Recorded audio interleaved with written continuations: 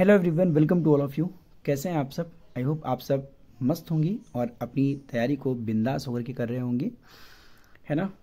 और बिंदास होकर के अपनी तैयारी को करते रहिए, क्योंकि अगर आप बिंदास होकर के तैयारी करेंगे तो डेफिनेटली आप सफलता पाएंगे। और अगर आप अपने आप में टेंशन लेंगे, है ना, प्रेशर लेंगे, तो डेफिनेटली आप क्वेश्चंस में कंफ्यूज होंगे और आपको आंसर लिखने में प्रॉब्लम्स आएंगी। तो मेरे होते हुए आपको बिल्कुल भी टेंशन नहीं लेना है ना, इंग्लिश के लिए।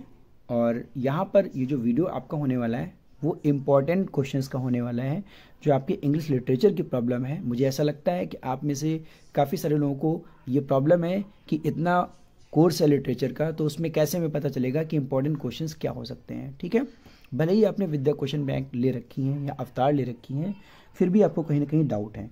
तो उसी डाउट्स को क्लियर करने के लिए हमने यहाँ पर ये एक वीडियो बना रहे हैं, जिसमें आपका इंपॉर्टेंट क्वेश्चन का कलेक्शन है। नो डाउट आपको यहाँ से पेपर में मोस्टली क्वेश्चंस जो है वो आपको देखने को मिलेंगे। ठीक है, तो बिना देरी किए हुए, क्योंकि आपके पास भी टाइम की कमी है और हमारे पास भी टाइम की कमी है, तो बिना देरी किए हुए वीडियो को स्टार्ट करते हैं। सबसे पहले हमने जो आपका कलेक्शन लिया है वो प्रोज से लिया है, और प्रोज में जो आपका सबसे पहला चैप्टर है द लास्ट लेसन, वहाँ से मैंने लिया हुआ है आपका। तो स्टार्ट करते हैं, और ये जितने भी क्वेश्चन हैं वो सारे मैंने विद्या क्वेश्चन बैंक में मार्क किए हुए हैं और उन्हीं को हम यहाँ पर डिस्कस करने वाले हुए हैं, है ना।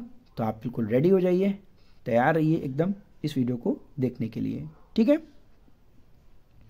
सबसे पहला क्वेश्चन है आपका यहाँ पर, what did mister हैमल say about the French language. देखिए बहुत इंपॉर्टेंट क्वेश्चन है कि मिस्टर हैमल ने फ्रेंच के बारे में क्या कहा, जो फ्रेंच लैंग्वेज है उसके बारे में क्या बोला था।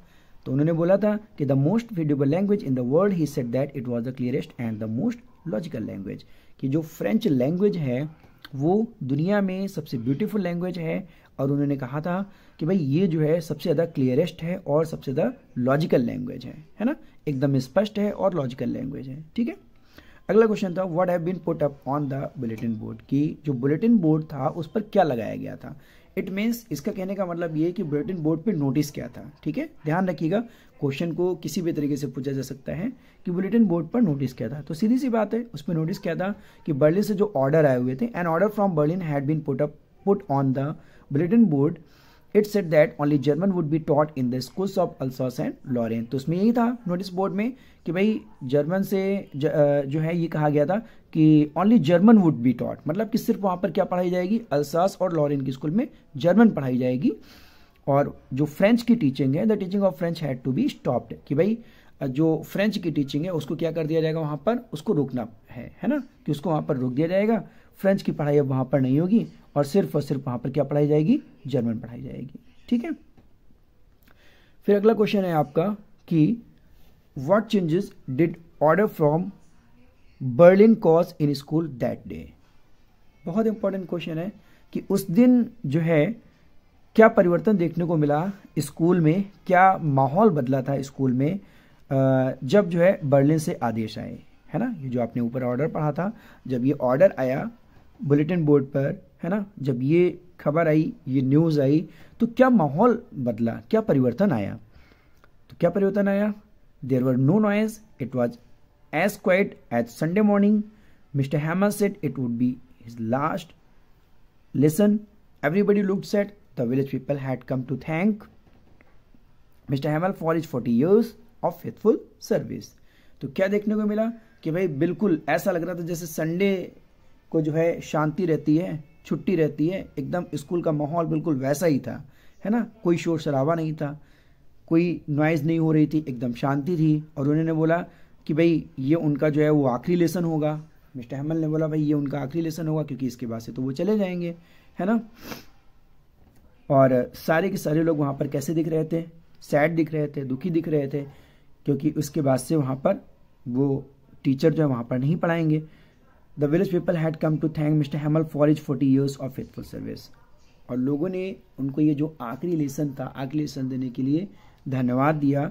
और उन्होंने बोला कि गांव के लोगों ने कि भाई इतने सालों से उन्होंने जो फेथफुल सर्विस दी, जो वहाँ पर लोगों को पढ़ाया, उसके लिए उन्होंने धन्यवाद बोला। ठीक है,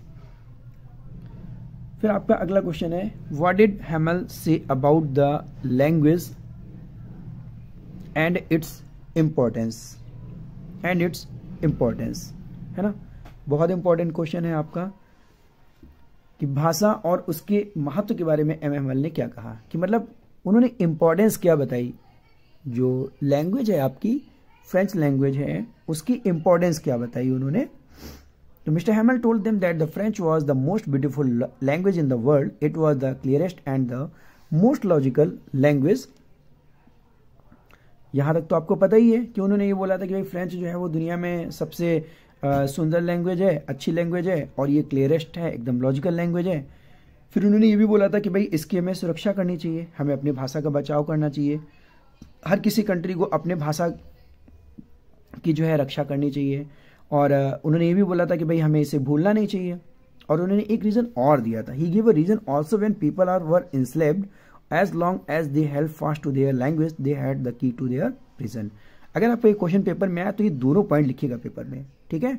अगर आप दोनों पॉइंट लिखेंगे तो आप एकदम पूरे नंबर आपको मिलेंगे यहाँ पे। तो उन्होंने एक और रीज़न दिया था, क्या रीज़न दिया था कि जब लोगों को जो है क्या बनाया गया, गुलाम बनाया गया, इंस्लेव मतलब लोगों को जब गुलाम बनाया गया तो क्या बताते हैं कि as long as they held fast to their language, है ना। तो वो लोग जो है क्या किए रहते हैं, अपनी भाषा पर अगर पकड़ बनाए रहते हैं। अगर उन लोगों को गुलाम बनाया गया पर वो अगर अपनी भाषा पर पकड़ बनाए रहते हैं तो समझ लीजिए उनके पास में उनकी क्या है, चाबी है। इसका मतलब ये हुआ, सीधा सीधा ये कहना चाहते हैं कि अगर लोगों को गुलाम बनाया गया और उनको उनकी भाषा पर पकड़ है तो उनको कोई भी जो है अधिक देर तक बंदी नहीं बना सकता है। वो उनके पास चाबी है, वो उनके पास जो है चाबी है और वो चाबी का काम कर सकती है। अगर लैंग्वेज पर पकड़ है, अगर भाषा पर पकड़ है तो वो जो भाषा है वो किसके समान है, चाबी के समान है।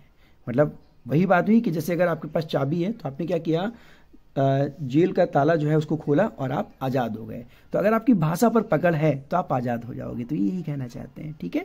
तो वेरी वेरी इंपॉर्टेंट क्वेश्चन ये वाला। फिर उसके बाद में आपका नेक्स्ट क्वेश्चन है, whom did mister Hamel blame for ignorance in studies and why, कि मतलब पढ़ाई में जो है इग्नोरेंस के लिए एम हैमल ने किसे दोषी बताया और क्यों बताया। तो भाई किसे दोषी बताया था, देखिए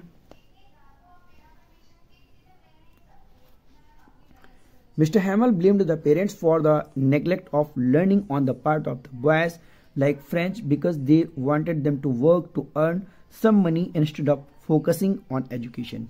Mr. Hamel also blamed himself for his negligence in his teaching.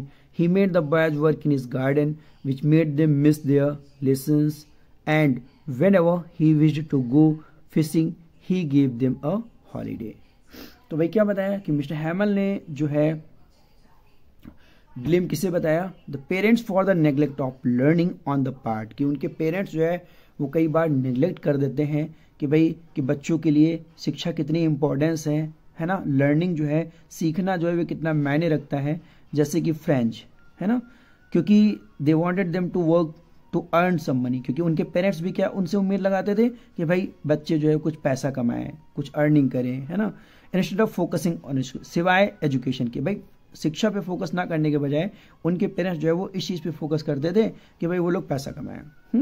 Mister हैमल also blamed himself, और मिस्टर हैमल ने खुद को भी ब्लेम किया, अपने आप को भी ब्लेम किया for his negligence in his teaching, कि भाई उनकी शिक्षा का जो है आरोपी जो है उन्होंने खुद को ही बताया, खुद को भी ब्लेमी बताया, ठीक है।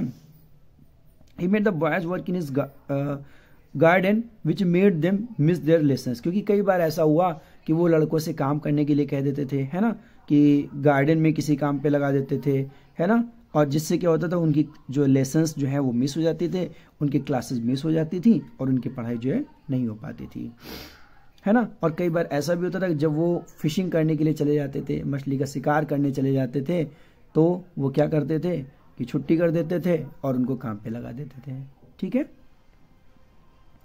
तो ये आपका शॉर्ट क्वेश्चन था। ये इस चैप्टर से अगर इंपॉर्टेंट की बात करें तो यही इतने आपके जो है इंपॉर्टेंट क्वेश्चन है यहाँ पर, ठीक है।